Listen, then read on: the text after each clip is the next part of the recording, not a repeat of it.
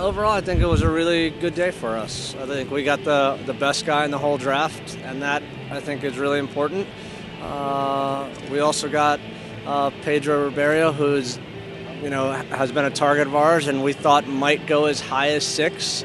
And we recouped some allocation money in the whole thing. So in the first round alone, it was great. And then getting Robbie and Cope, we've taken care of some positional needs as well, and given some guys that have a legitimate shot at making our roster, a competitive chance. So we kind of filled all our needs and got a little more than we probably expected coming into this. So you got more allocation money even though moving up one from the other time? Yeah, we had to pay for a little bit, but then we recouped it when we did the 2 trades to move down a little bit, and we still got the same player that we were talking about drafting at 6, so it worked out for us in that regard. Just to be clear, it's a net positive on the day in terms of allocation money moving. Yep, absolutely.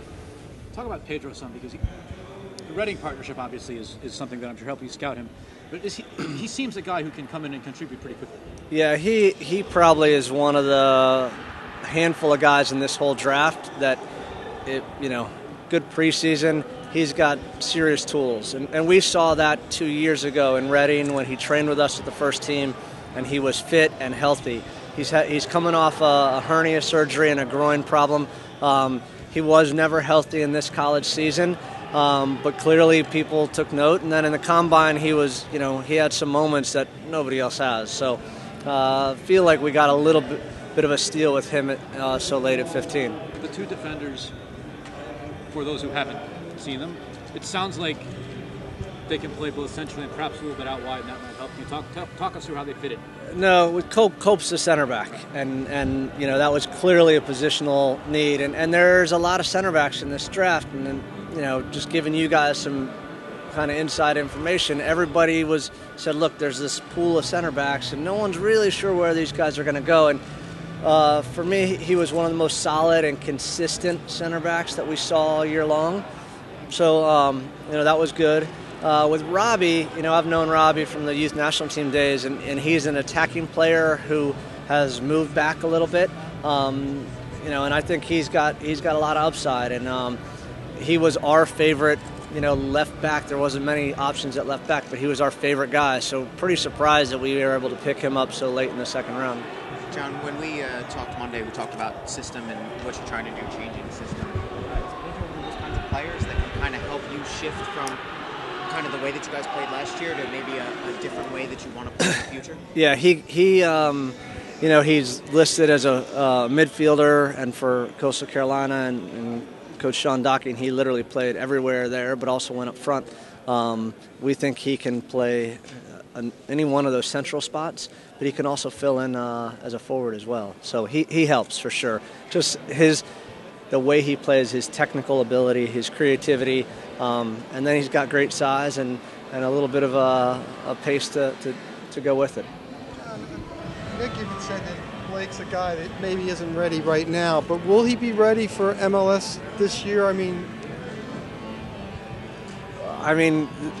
he can do stuff now that nobody in our league can do. So, I would just tell you that, he's got a ways to go. So Nick is right. He's got to come in here and really learn, but he's the type of person that, this is a great opportunity and chance for him. He wants it. And at the same time, he's phenomenal. He's already a Jamaican international. I mean, we're talking about a college player that's already have international experience, and his upside is tremendous. We feel like, him working with Robbie and the competition that's going to be real between he and Zach is going to be it's going to be great for us in all ways. And he is good. So if we actually started the first goaltender controversy in the Philadelphia media, that now we have this quote-unquote open competition between him and McMath? No, it's not like that. Don't take me wrong, because the difference for me is that we now have real competition for Zach McMath. And, in the past, I think Zach was our number one, and I think we had a good number 2, a number 3 for him. But this is a guy who has tools and plays the game in a way that is going to challenge Zach. And that real competition is going to help Zach. It's going to push him. And I think, on the flip side, Andre's going to learn so much from Zach It's going to be interesting. I think we've been pretty fortunate to be able to get through the last 2 years without having, to bring our backup goalkeeper into a significant position of playing time. And now, we feel like this is a guy that can come in and play if something does happen to Zach. And alone on the training pitch, we think it's going to be great for Zach. So part of the hope, I guess, is that him coming in the spring will actually charge McMath up and maybe actually inspire him a little bit more during training camp. Yeah, it's gonna ratchet it up a little bit for Zach. He's not coming in and sitting. When he looks around, he's gonna know that, hey, I'm gonna have to bring my best every single day because this kid is really good. In addition to the draft picks today, having as many as 3 designated players coming in this offseason, I know that you and Nick and everybody else have talked about wanting to make that big push and spending some money.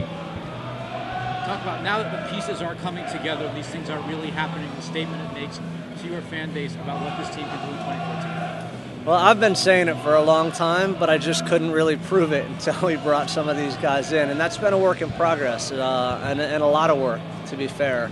I asked, the fans to be patient and trust that we were really trying to build this thing. This has been a long-term plan for us, to build through last year and build up these resources so that we could kind of go after it this year. We feel good about those pieces, and we're still working really hard on a couple more. Was it difficult for you as a coach? Yeah, it's always difficult because you want you want to make sure that your work and really announcing some of these signings. I think all our fans and media, we would have liked to have maybe done this a little earlier than now. And so, I try not to read too much of the stuff that's out there, but there's a lot out there, and inevitably a lot gets back to me and a lot gets back to our organization. And so hopefully the fans and everybody know that the things that we were saying, we've been consistent with, and now we've at least, hopefully our actions speak a lot louder than our words. Can you talk about the midfielder you signed?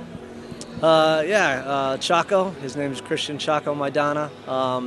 He's in Argentina they call him an engancha, an attacking midfielder. But he also has this ability to play wide left. He's a very good winger as well.